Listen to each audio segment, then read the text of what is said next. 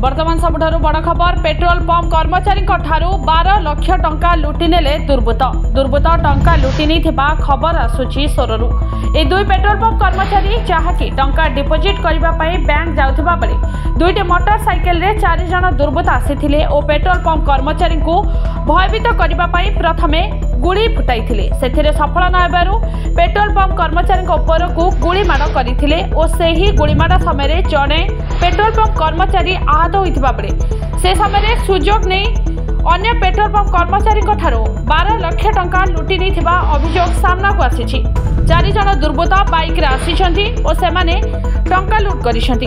Police ए घटनार तदंत जारी रखिछि। Kupari आगरपड़ा बर्चना bank निकट रे अघटन घटिथिबा दुई पेट्रोल पंप कर्मचारी बैंक को टंका जमा करने जाउथिबा समय दुईटी बाइक साहाय्य 4 जन दुर्बृत्त आसीथिले बंधुक देखाई 12 लाख टंका लुटि नहीं जाइथिले।